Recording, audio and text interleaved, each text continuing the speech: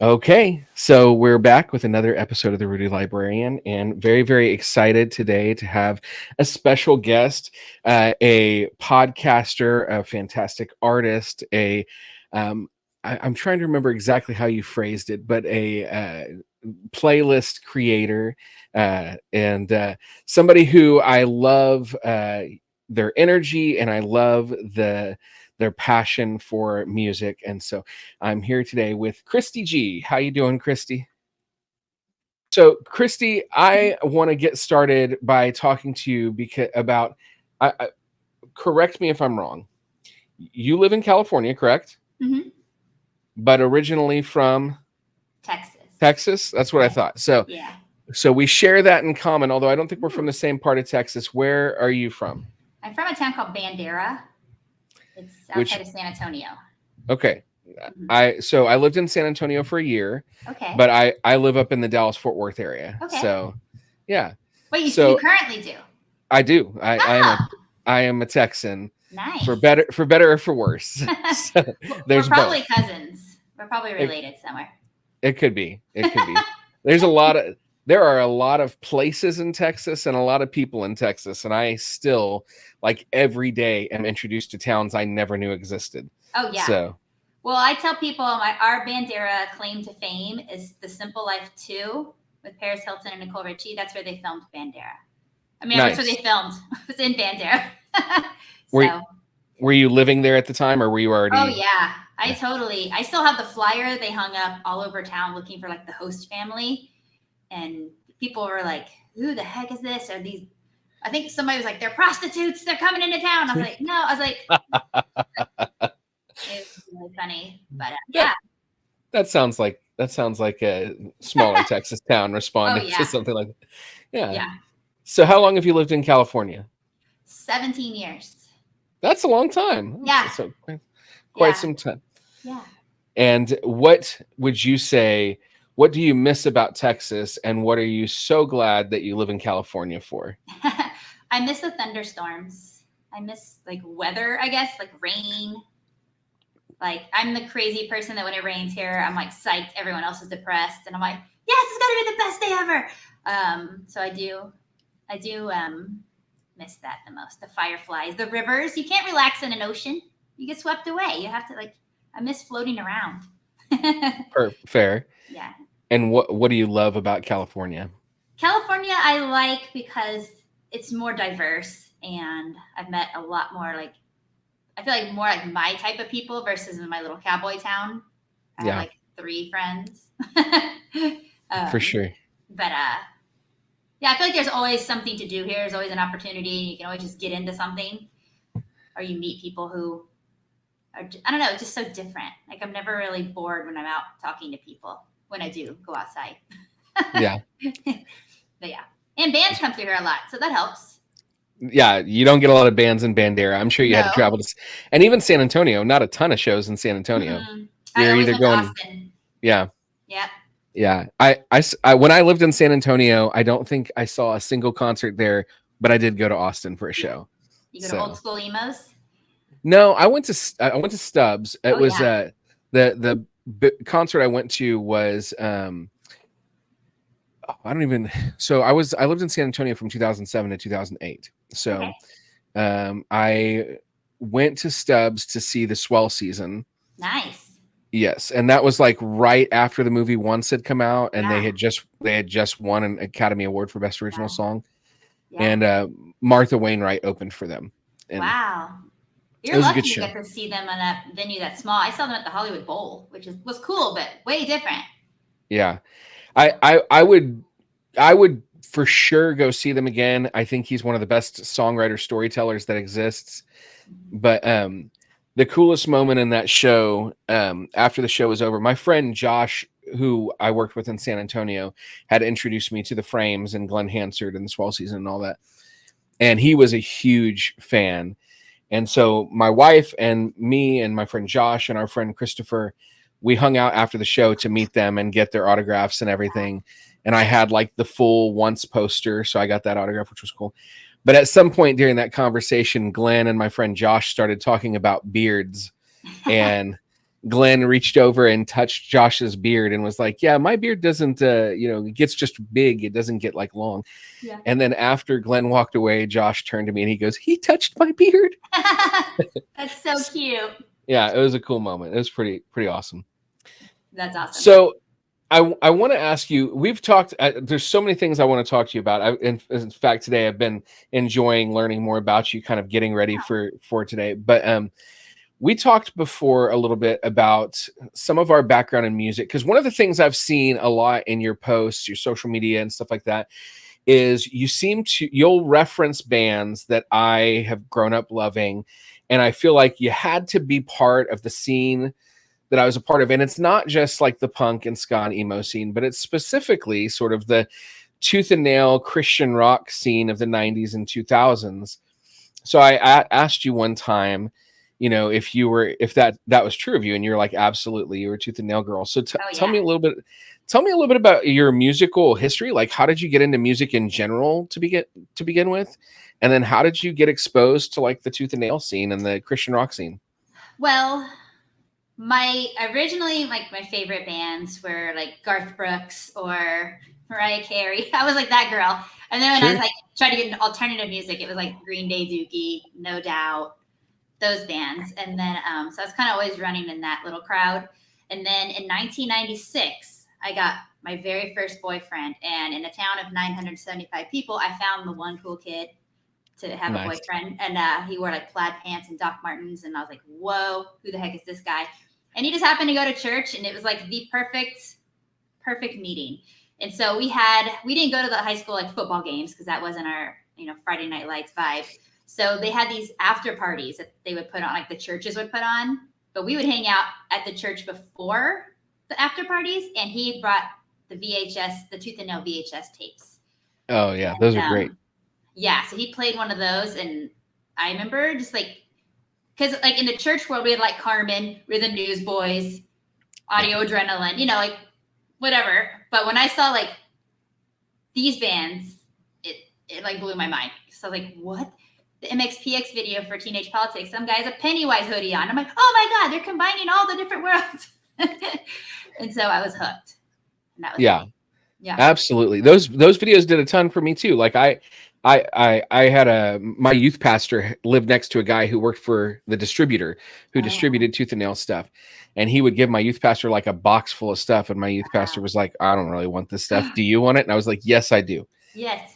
And so I got so much for free. And those videos were a big part of it for me too. Seeing the video for Want Ad and the video for Teenage MXPX became my favorite band. And it was 8th grade for me. So it was 1995. Cool. We were pretty close. We're very close in age. We're definitely that same era for sure. Yeah. I remember the first time I got a giant TV, I saved up money. It was one of those giant ones with a giant back on it, you know? And the first thing I did was put on One Ad. And I was like, I want to see it big. And I was so excited. And it's like the worst quality video. It's so bad. It's so great. Yeah. But yeah, it's awesome. Have you ever seen the movie, what is it called? It's an Adam Sandler movie where it's like at a lake house with a bunch of their friends. Oh, Grown Ups? Yeah, Grown Ups. Yeah. You talking about that TV? I just imagine that scene where the kids are like, "What's this box on the back of the TV?" That's the rest of the TV, buddy. Yeah, so true. Oh, so good though. I loved it. So, you talked about Green Day, Dookie, and you talked about No Doubt. Were you already pretty obsessively into music by that point, or was it the Tooth and Nail stuff that really made it to where music was your thing? Or that Tooth and Nail VHS situation. Like I liked music like any other kid would like music, and then when I found MXPX was the first big love, and then it was like Goaty Hook and like who else did I go see? The Huntingtons, like those kind of bands where I could go to these concerts and it wasn't like a zillion people. It was like 100 people. And I'm like, wow, this is amazing. It was so cool. Yes. It's funny. I missed so many of those bands. Like there's so many I didn't see. I'm like, I'm appreciating that some of the bands are getting back together and doing nostalgia shows now, but I did see a ton too. Cause we got a lot of concerts in Dallas, but like more than anywhere besides probably Austin and Texas, but there's still a lot that I missed. And now I'm getting to hear them again and see them again. So that's Oh, pretty cool. so good. It's so good. I think the first time I saw MXPX was one of my San Antonio shows, and they were playing with, I think it was Goaty Hook, and it was like the best day. It's the most That's fun. cool. I had to wait. I wanted to get Mike and everyone's like autograph, and they wouldn't come out of the bus. So I do something I would never do now. I just went and like banged on the bus door until they came out and signed my CD, and I got it. Nice. Yeah. Persistence. I was like, wow, no way, Jose. But that was brave. The first time I saw them, they played with No Motive and 22 Jacks. Oh, wow, yeah. And it was my first concert like that. I'd been to like Baptist Youth Days at Six Flags, and so I saw like DC Talk and Newsboys, Audio Adrenaline, PFR, all that. But it was my first like punk rock show. I'd been to some local emo shows. There were some emo bands up in DFW and stuff that I liked. But my first like bigger band punk show was a great show. Definitely did not get to stick around for autographs. My best friend's mom was picking us up. In fact, we walked out of the concert during the song Punk Rock Show. Oh no. Oh. But I did later meet them, and I gotta say, I've had Mike on my podcast now. I'm so just he is my Everest. I cannot for the love of God get him. I don't understand why. Have you reached out to Tom Chichilla? Yes. That's the way I think this guy has a vengeance against me. I've tried so hard. Well, good luck. I hope that you get him. I do too. I'm like, oh man. And I've interviewed him for my blog. And like him and his family send me a freaking Christmas card every year. So I'm like, I don't understand how I can't get him on my podcast. It's so strange. Anyway. I got him for a short time. I had him for like 30 minutes because he was back to back to back. But he's one of the only people, even though he's a very nice guy, but he's one of the only people that every time I meet him, I get a little goofy. I'm a little like, hey, buddy, I don't know what to ask you now. Yeah, exactly. Yeah. So, but yeah, so you now, so you move on from there. How does your music taste grow from there? Like, I mean, I think that a lot of people went through different phases. What was it like for you? It's funny. I feel like there was a point in time where I just stopped, and I'm still in that phase. Like I will always be in my old school tooth and nail phase for sure. Then I kind of went into solid state a little, but not too much. And then MySpace happened, and I was like, oh, let's get into, Panic at the Disco or whatever was big at the time. Yeah. But I think right after high school is when I got into like the emo scene. I think Saves the Day, Get Up Kids was like my first emo love, I would say. And then it kind of all blended together from there. Like if you ever look at my like Spotify playlist, it's like the most crazy mix of nostalgia, like MXPX mixed with, the Get Up Kids or something. It makes no sense. Funny. Well, I think those make sense together. Okay, good. Okay. And I'm going to be honest, like the Get Up Kids is one of those bands that like so many people love, and I never listened to them. And so I've just started listening to them recently, and I really, really enjoy them. Did you listen to Something to Write Home About? That's where it starts. Maybe. Oh. I have to go look at the album. Yeah. That's the one. Basically, it's a story as old as time. I had a crush on a boy in a skate shop, didn't skate. So I was like, well, I got to go there every paycheck to find something to, buy. So I go buy like a shirt or something. And then one day he's like, do you like the Get Up Kids? And I'm like, I do now. Who are they? And that was it. Yeah. So while we're talking, I pulled up one of your playlists, your most recent playlist. Oh gosh. Because you blogged about this, and then I was like, oh, I'm very interested. And what got me is when I opened it up, literally the first track on this is Morelos Forest. Heck yeah. And I love them so much. Recently they've repressed their first two albums to vinyl, or pressed them for the first time. And I bought both of them.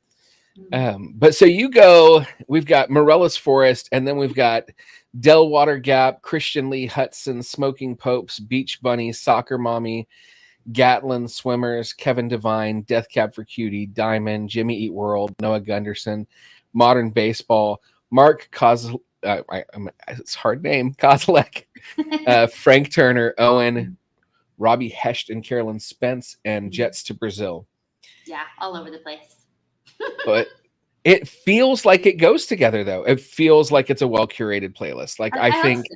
It's supposed to yeah, tell a story. That one specifically. It's very indie summer love playlist. I think it does its job. Okay, good. And I'm gonna say there's bands on here too that like I've been. So I guess the best way to go in, like for me, the way music went is like I feel like I have musical ADHD. Mm-hmm. So I would be like, oh, just love skate punk and pop punk and all that kind of stuff. And then I'd go into like, oh, I'm in a ska phase now. So just all ska. And, oh, okay, now emo and like all emo. And then I'd be like, I wonder if those punk bands I like put out any new music. And I'd be like, oh, they've got 5 albums out that I missed. Okay, got to go back and listen to those 5 albums. And it would just be, like a ping pong ball, Mm-hmm. That is And very similar to me too. And so when I would be like wanting to catch up on stuff that I missed out, like when I got back into ska, because the only ska I ever really listened to was like the Christian ska. Right. So when I got into secular ska, which was like 2019, I was like, what have I missed? Tell me what bands I should listen to. And I made a playlist of like all these bands that I'd never heard before.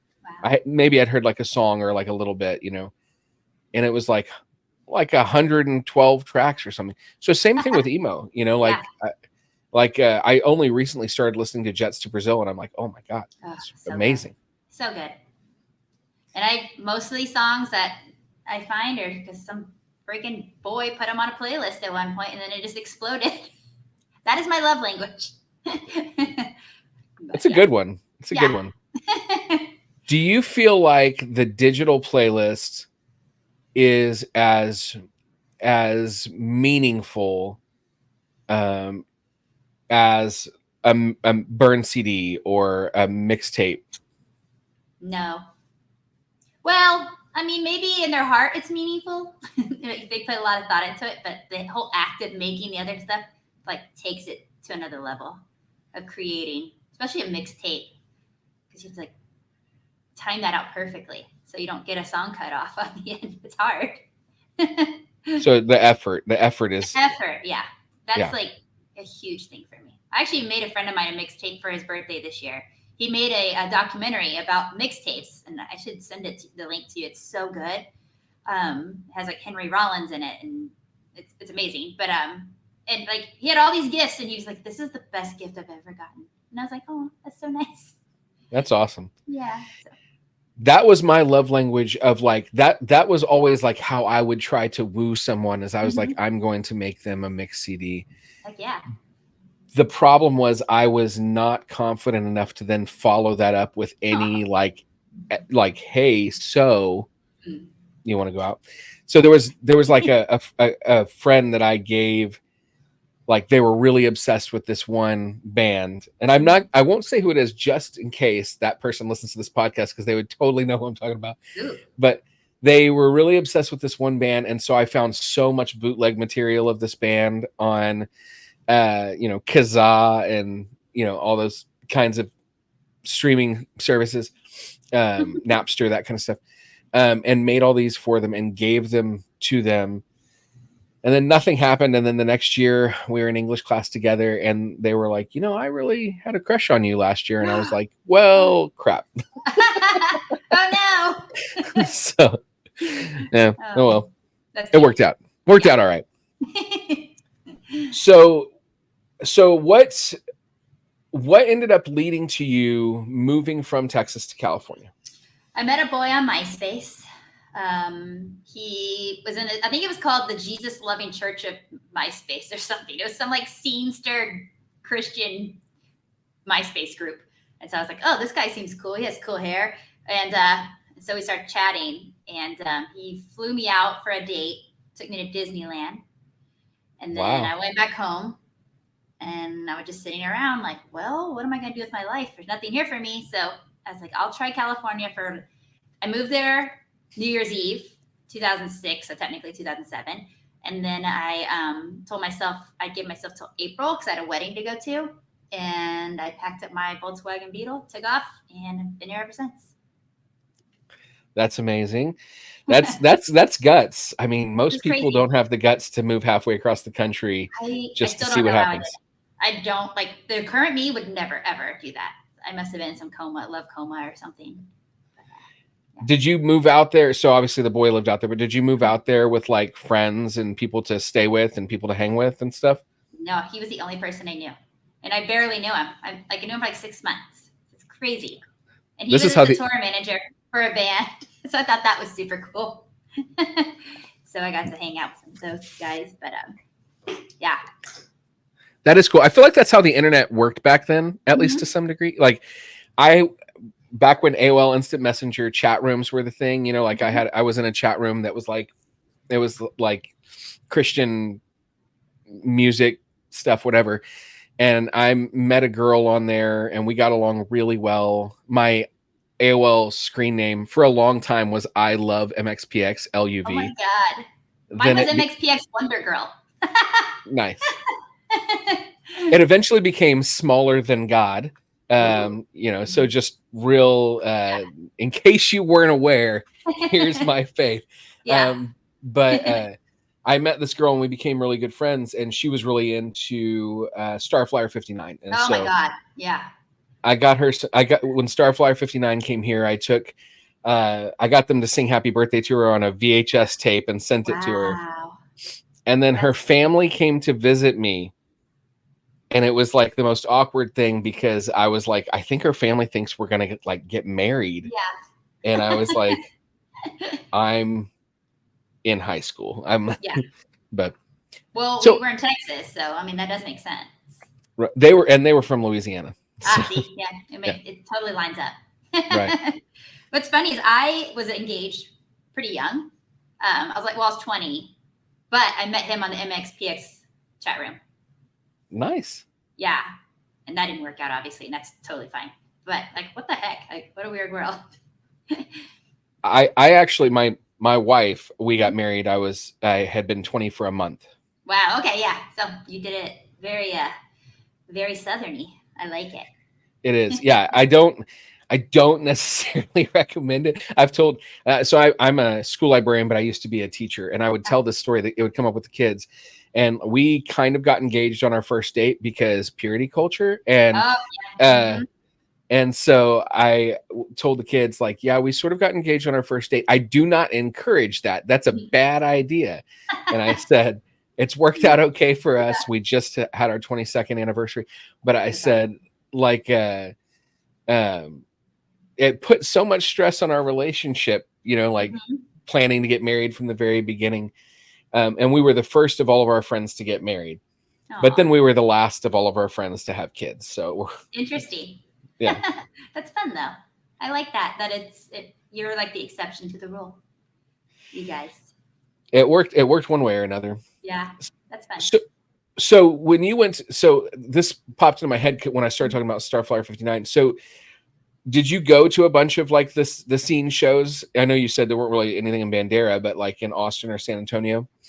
Yeah, I didn't get to see a lot of them. I think I saw MXPX, Goaty Hook, Huntington's, 5 Iron.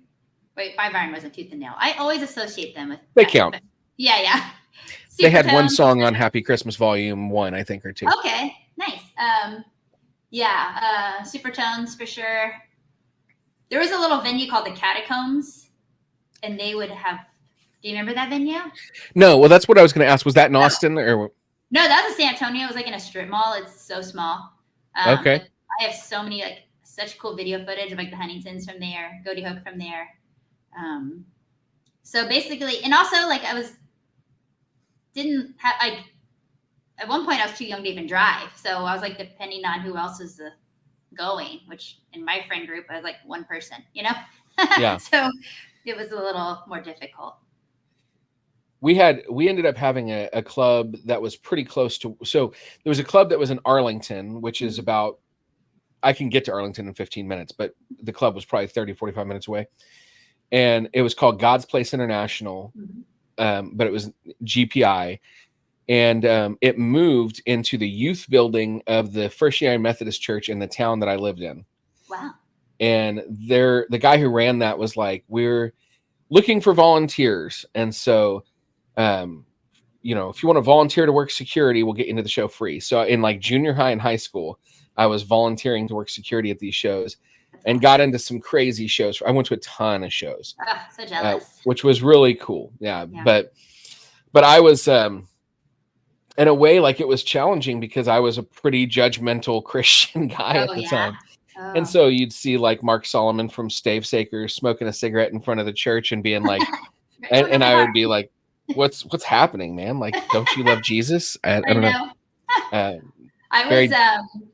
I think the closest thing to my version of that story is I was in charge of the music at youth group. And so they're like, Christie, share like the new cool music. So I did the whole, like, if you like Korn, you'll like this. And I remember the big one was like, if you like Rob Zombie, you'll love Clank, Remember that? Yeah. Or like, if you love 311, you'll love PAX 217. I just remember I was like, I got to have a thing. So that was like my thing. That's awesome. Yeah. Yeah. I was also the music person for my group. I had, the binders and the mix CDs. Yeah. Did you ever see an MXPX shirt where there was like a monkey with like Jinkos on and he's holding his hair and there's a banana floating in front of him? This is a really old MXPX shirt. And I just loved that image. Yeah. And so I stole it. I painted it purple. And when I made a mix CD, I would write Purple Monkey Records Presents and make my little mixes. Yeah. That's very cool. So you moved out 17 years ago. I'm trying to do some math here. Were you like 25? I was 26. Yeah. 26. Okay. Mm-hmm. Yeah. Good. Math's not my strong suit, so I came pretty close. So 26 years old, you move out there. And what do you start doing when you live out there? Like how does your life take shape? I ended up getting a job at a high-end retail store, which is very weird. Only because the guy I moved out here for quit tour managing and started working for a denim line. And so it was like high-end denim. So they sold these jeans at the store. And so I started working there and I was there for 5 years. And I was a terrible salesperson. I don't understand how. Did you enjoy the job though?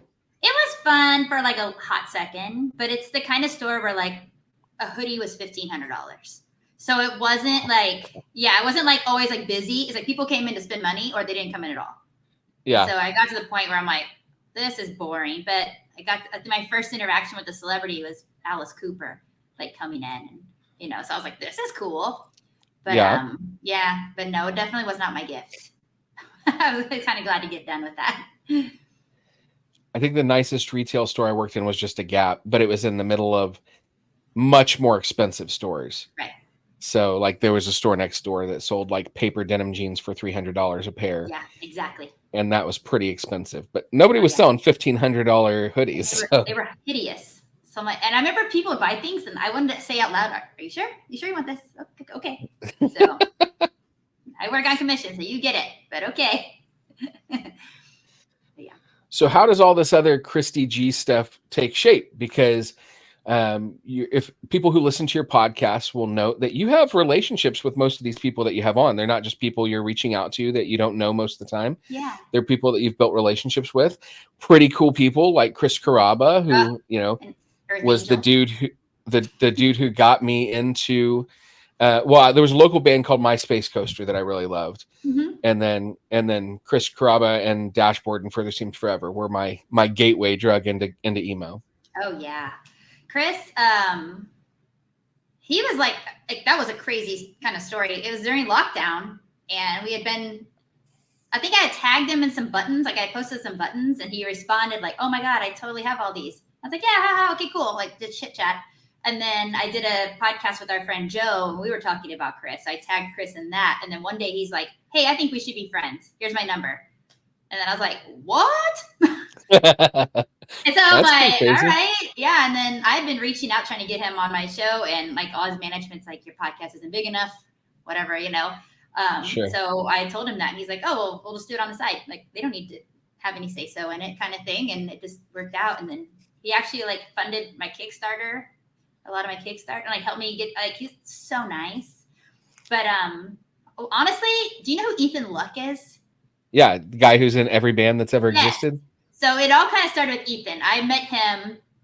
I actually don't even know how I met Ethan. It's been so long, but it's like I met so-and-so through him and then that person through that person. Then everyone knew Ethan. So it just kind of just started befriending Ethan's friends, and it just kind of snowballed into me just making really cool friends. That's a pretty cool one. Yeah, Ethan, for people who don't know Ethan, Ethan's been in like the Supertones, Reliant K, Dingies. the Dingies. Demon He's got Hunter. Demon Hunter. He's got his own independent Mhm. music under his name, Ethan Luck. Yeah, he's been in a ton of bands. He's amazing. He's so nice. He's such a good dude. Well, that's pretty cool. So Yeah. we've talked. I need to transition just so I don't miss the time on some of these other things, because I need to talk to you about your art. You're talking about buttons and stuff like that. So you do these really fun. First of all, I feel like your art is an energy that like we need more of in the world. There's just Aw. like it feels, even though sometimes they're sad lyrics because it's emo songs, but like it feels like very like happy, hopeful, positive Oh, kind of stuff. that's And awesome. so Thank you. often very bright colors, bubbly, sometimes cartoony, a lot of Peanuts inspired stuff, which is Yes. really fun. So how did you get into doing that? Is that something you did? Like were you an art kid in school? I took all the art classes because I was very bad at school. Like I could ADHD, undiagnosed, was so bad, just could not pay attention. So I took all the art classes. Always liked art, but I realized I think during this is like 4 years ago now. When did lockdown start? I usually think 2019, 2020. So Okay. yeah, 4 or Yeah. 5 years ago. Holy cow. Yeah, so during that time, I didn't have a job, and I was asking like other people on Instagram, like, what do you use to like create your art? And they're like, oh, Procreate. So I downloaded Procreate and I just started doing stuff, and it just kind of snowballed and went. And now I'm like doing all kinds of stuff, and I love it. I do get these like creative ruts where I'm like, I don't know what to do, and then like a blast of stuff will come out. So I'm not very consistent as far as like always being inspired, which is Yeah. hard. Well, that's cool. But you've gotten a lot of love, and a lot of it from the musicians that you're doing Yeah. art of. What was like your biggest, like, I mean, obviously you had that moment with Chris. What were some of the moments where that was a big moment where you're like, hey, this is pretty cool? I don't know. I think Two Tie. Have you ever heard of One Line Drawing? I have not heard. Oh, No. so good. Well, he was in a band called Far too. So I don't know. It's Oh, very I've emo-y. definitely heard it far. Yeah. Okay, so Jonah from Far Okay. asked me to recreate one of their album covers for their 20th anniversary, and they made shirts of it and enamel pins, and I was like, oh my god, this is crazy. So that was really cool. And then the other one was Matt Pryor from the Get Up Kids asked me to do his like book tour poster, and then it never got made because the record label printed something totally different. So I was very happy that he did that. And then him and Kevin Devine had a podcast together that never came out because of something got sick, but their art was them two drawn by me. And they had posted all about it. Like it's all over everywhere, but the podcast never came out. And I was like, I was like, oh God. So, but that was just really cool. I was very excited about that. That is really cool. Yeah. And again, I love it. Like for me, some of the ones that have really caught my attention, especially, well, one, your sort of like take on the cover of Unplugged 2.0, the Dashboard album.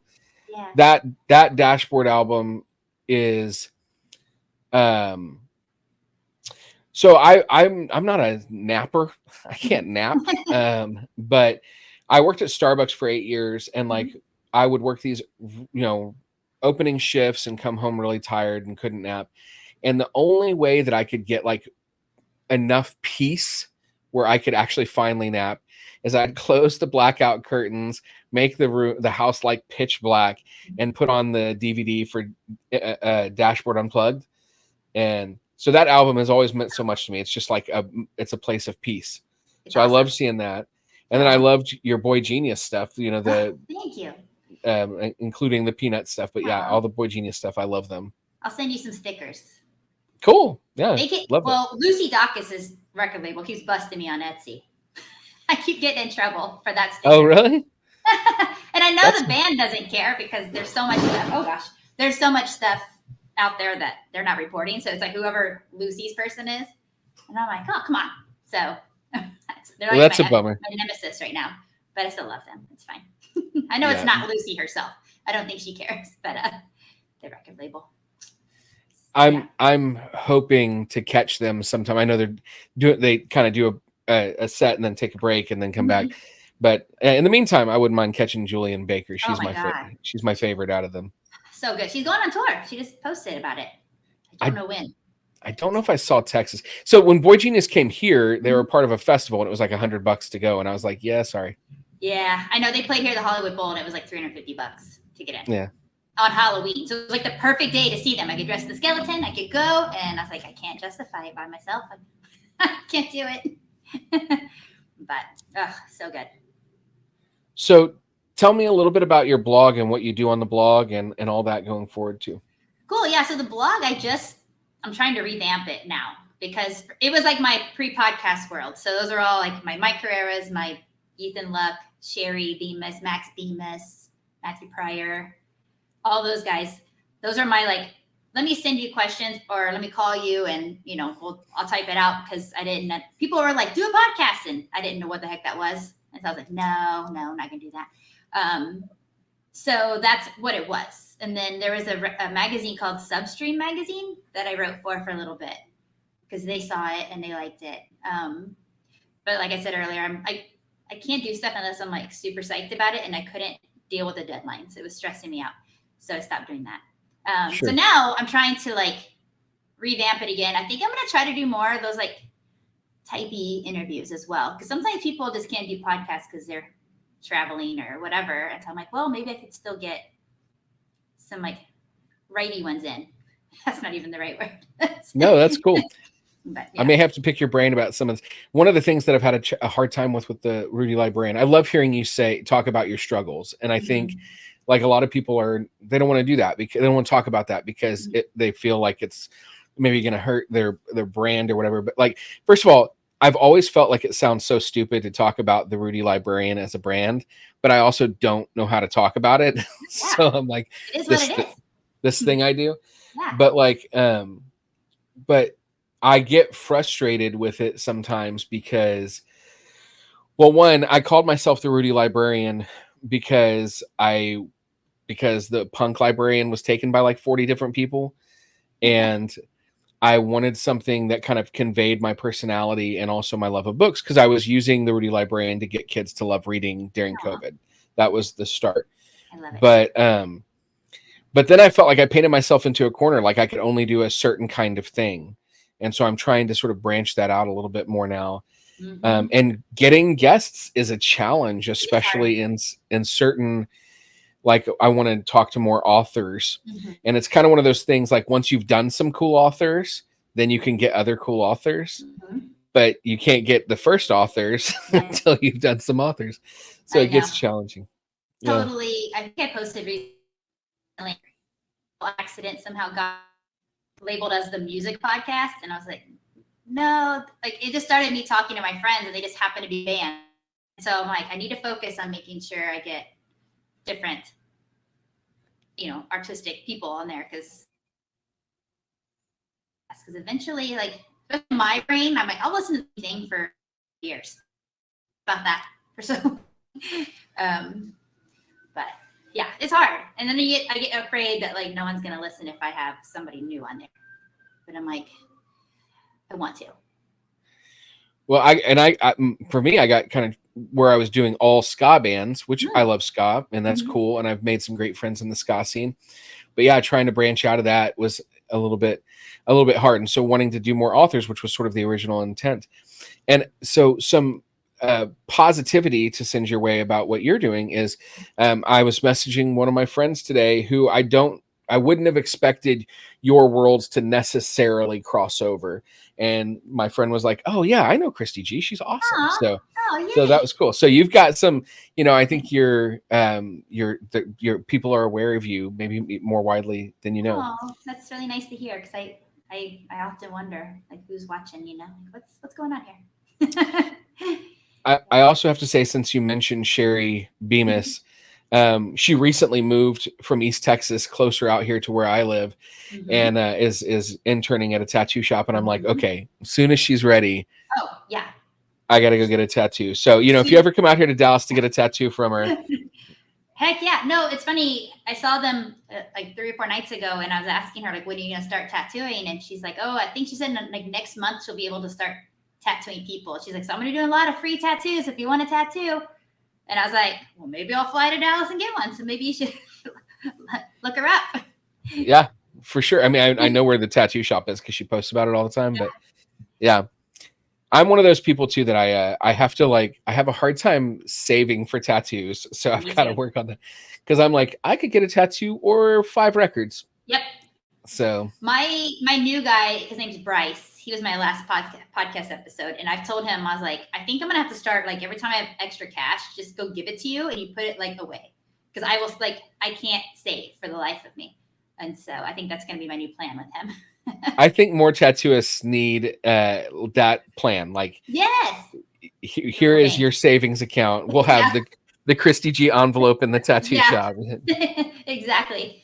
Because he's like, I want to do all these things. I want to do all these things. I'm like, well, yeah, I know, but I was like, I'm really bad at saving money. And he's like, well, just pay for it later. And I'm like, that stresses me out. I don't want to do that. So yeah, hopefully I can save money. Well, I've got my fingers crossed for you. You've got a lot of great art that I see on your arms and stuff like that. So very cool. And I discovered this partial. I mean, one of the images that I've seen this most clearly is the image that we're going to use to promote this, which you then told me later was a selfie. And I'm in awe. I don't have that skill, but you have a lot of great pictures, and I guess you're taking them yourself. Well, if you should see all the ones that don't make it, they are bad. But thank you. I'm really awkward when people take pictures of me. So I take pictures of myself because I'm like, did you watch Friends? Yes. Remember when Chandler was trying to get his picture taken and he's making the face like, you couldn't smile, their engagement photo? That's what I feel like. I can't not look like a weirdo in pictures. Same. Yeah. If you go on my Instagram and see the pictures I just took at a concert I was at, every picture I take, it's just big open mouth because I'm like, people are always like, I need to see your teeth and your smile. And I'm like, I don't know what to do with that. That's so funny. Aw. I can already picture our picture when we ever meet in real life. Like when I come to Dallas, get that tattoo, we'll take a picture and we'll just like, it'll be fun. Yeah, absolutely. We need more awkwardness in the world. I think more people who are comfortable with the awkwardness. Yeah, it's fun. So you've got your podcast going. You've got, which you just had your tattooist on there.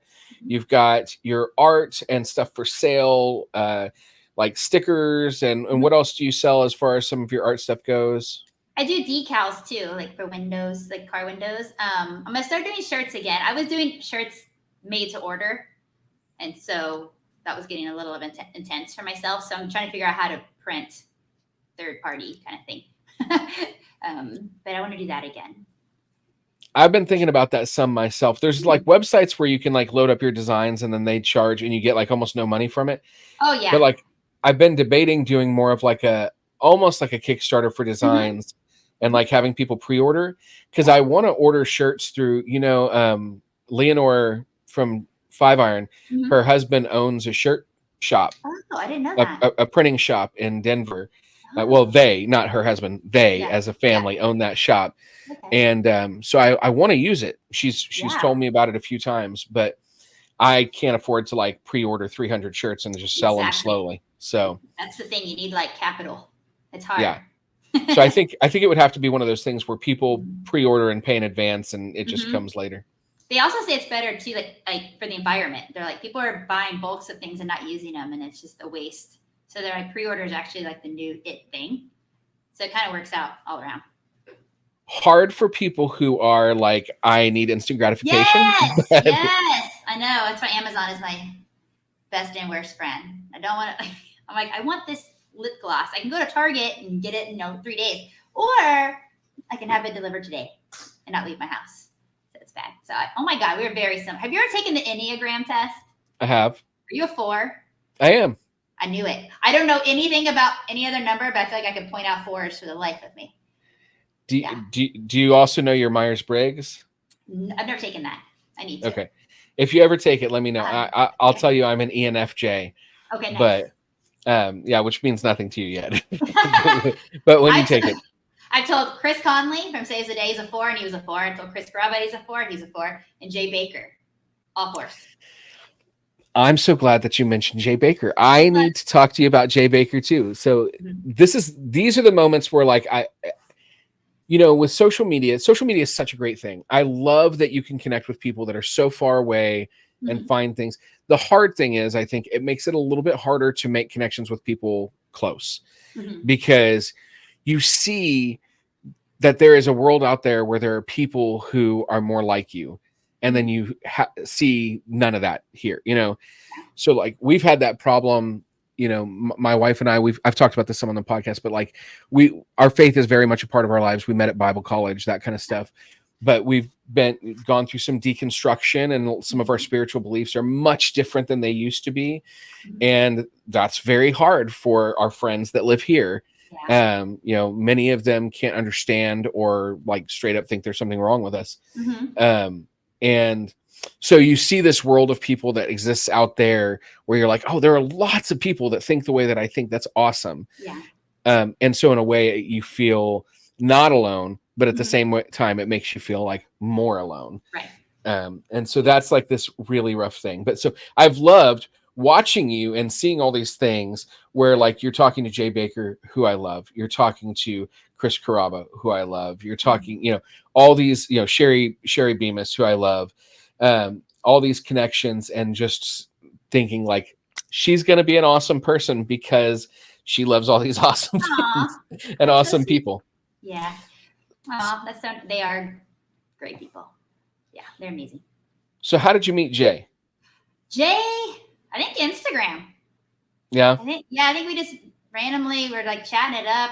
I probably started following him because I had all his books and stuff, so I always knew who he was. And then when I was little, I was like, I want to be like Tammy Faye when I'm older. Like she's quirky and fun, but she's still true to herself, And so I just kind of followed Jay around. And then it was weird when I worked at the mall, there was a Kenneth Cole across the street and there was a giant ad that was Jay Baker for Kenneth Cole.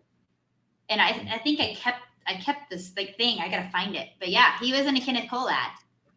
That is super weird. Yeah. It was like him holding, I think he was modeling the watch and it was like the watch and he was holding a Bible. And there was like all his tattoos. I was like, cool. Who's that guy? And then I'm like, oh my God, it's Jay Baker. Yeah. So I loved his book, Son of a Preacher Man, when it came out. It had a big impact on me. And then I remember again, still I was in, there was many years of me being a very judgmental, not great person, but there was he came and he spoke. There's a punk rock church that is up here in Hurst, Texas, which is kind of, I work in Hurst, Texas, and grew up in the neighboring town.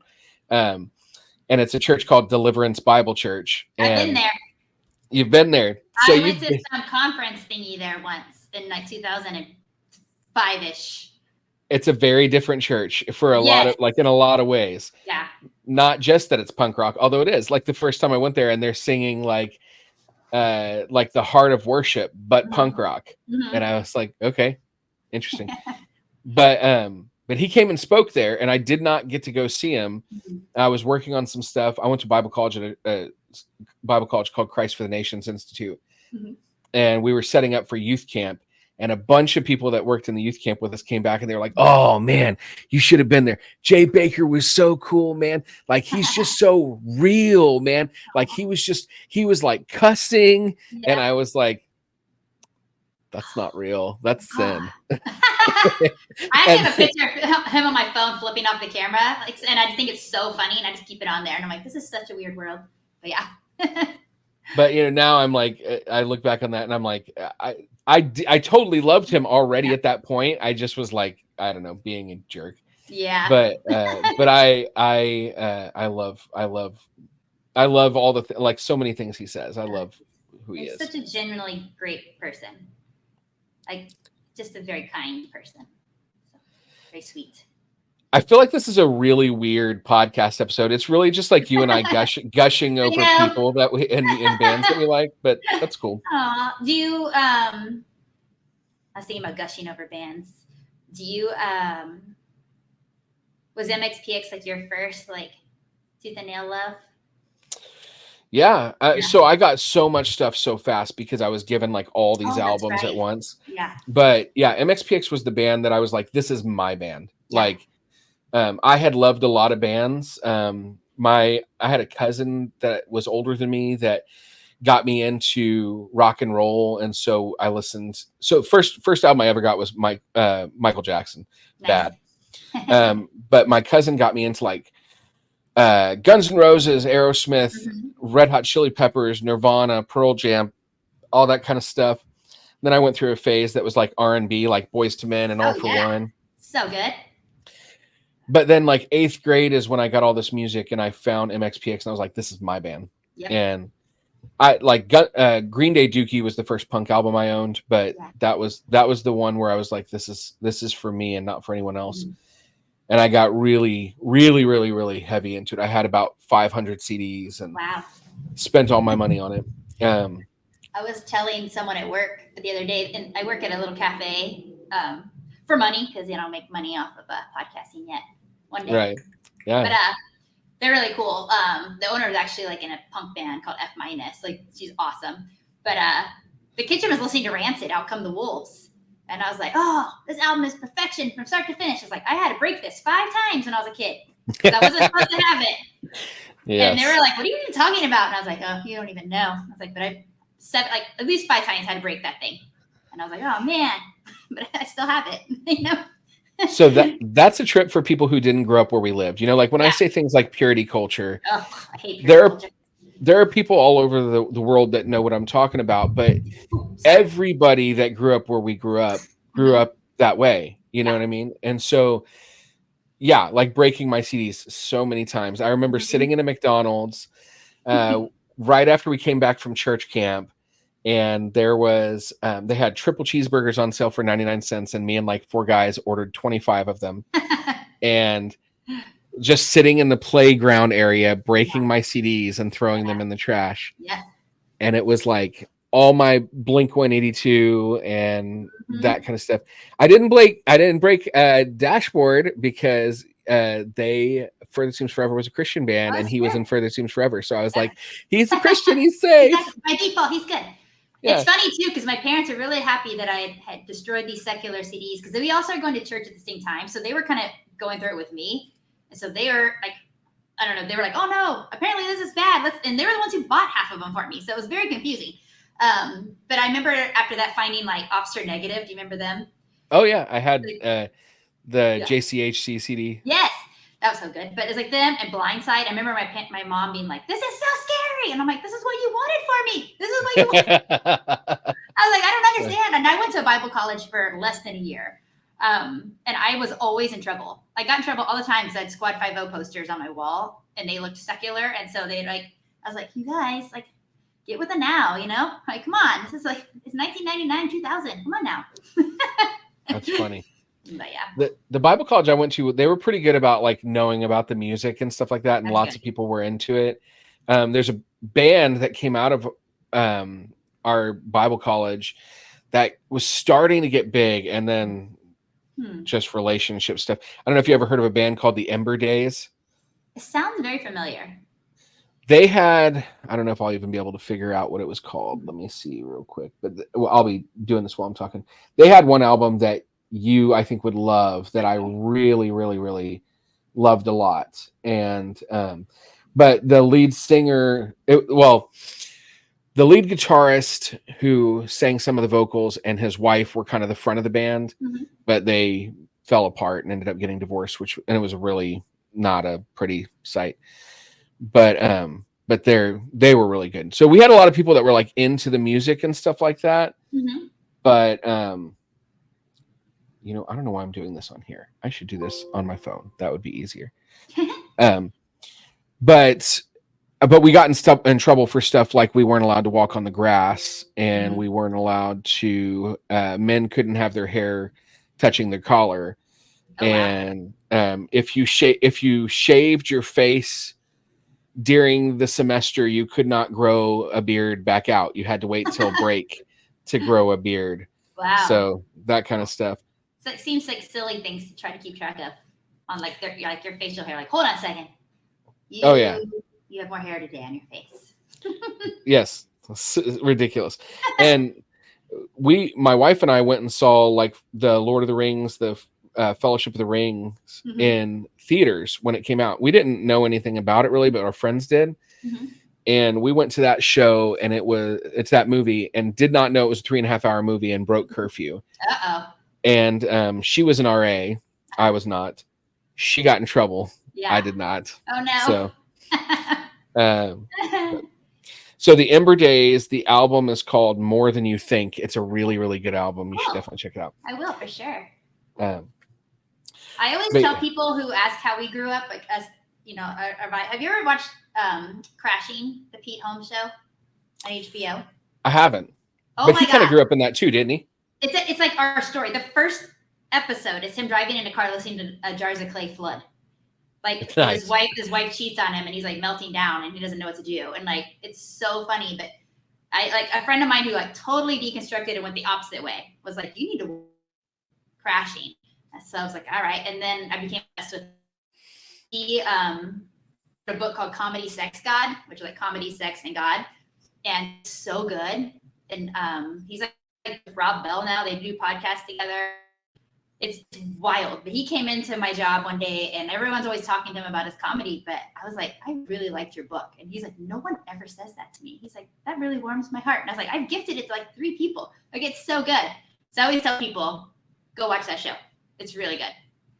Well, I'm glad, and you know, you're the queen here of segues. You're segueing us into something else I have to talk to you about, and probably one of the last things I'll talk to you about, just for the sake of time, but is books. So Comedy, Sex, God. I always ask people, like, what are some books that are like maybe your favorite book, or what you're reading right now, or what do you want to recommend to some other people?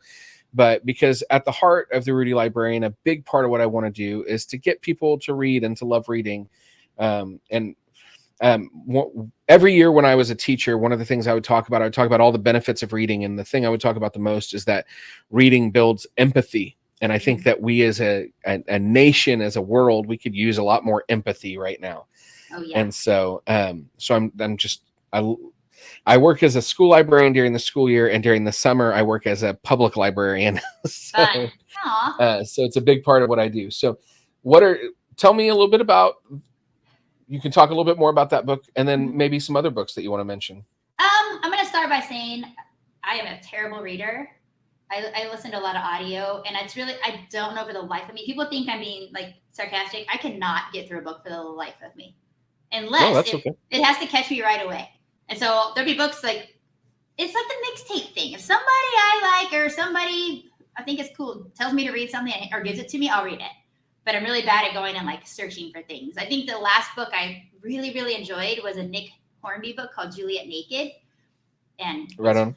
I love that book. I think I read it like 3 times.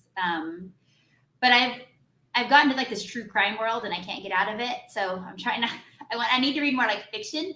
So Matt Pryor from the Get It Kids wrote a book recently, and that's really good. It's called Something to Write Home About. And then this girl, Amy Madden, made a book that's mostly pictures, but it's like different bands telling their story. And I really enjoy that too. So I really like true life stories more than anything. So first of all, I always stress on the podcast, any reading, audiobooks, graphic novels, the things that people always say aren't reading, that's reading. Okay, those people are haters. They're, you know, oh my God. It's ridiculous. And it's funny, is like, I'll buy audiobooks like Dave Grohl's book or something, you know, I'll buy that. And then if I like listen to it and I like it, then I'll go buy the physical book and like put it on my shelf. So I was like, okay, I have it here. So I do that. Yeah. I do that sometimes too. And one of the things I'll do with audiobooks is like, because I get frustrated that I'm not making it through a book as quickly as I'd like, because I am a really fast reader, but I don't have much time.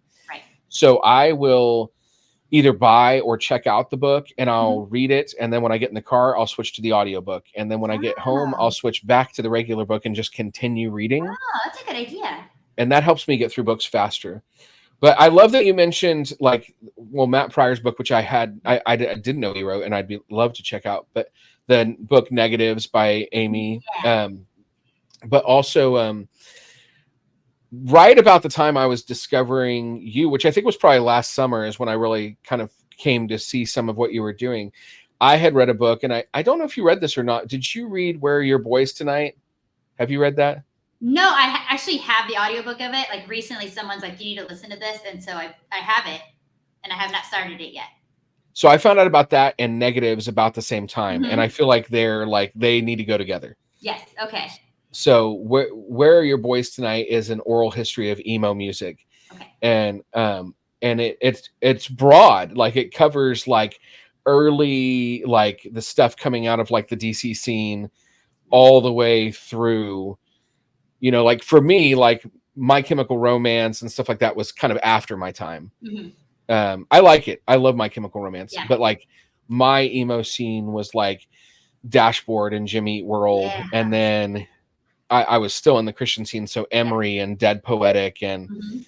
Ooh, that Henry, good. and the Juliana Theory and that type of Oh, stuff. Yeah. yeah. Remember what's that super box? Like music box superhero. That was my favorite back in the day. Yeah. That was so good. So Jimmy Eat World or not Jimmy Eat World, sorry, the Juliana Theory is currently re-releasing their first album on vinyl. Ooh, And it is the most expensive single album I've purchased, because I bought the VIP one that there was only 250 of because it was just so beautiful. And my friend Jason, who runs Unoriginal Vinyl, is the one that his group designed it and pressed it. So And cool. it's gorgeous. So, but yeah, you should definitely check out Where Your Boys Tonight Yes, if you're wanting some emo nostalgia. Yes, I will. Yeah, it's so funny.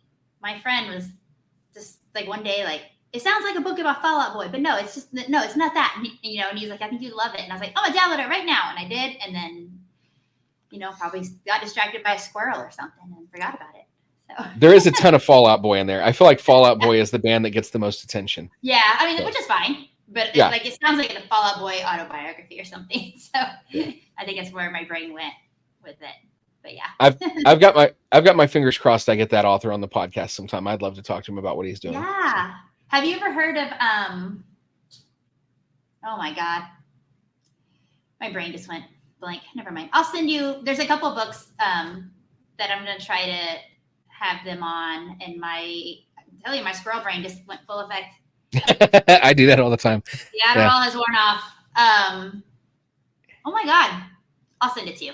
And then we'll discuss it, and then I'll make it up to whoever it is I'm forgetting. I feel like age doesn't help either. The older I've gotten, the worse this has gotten, where I'm like, I've got a train of thought and it's just gone. Yeah. I'm like, there it goes. Okay, bye.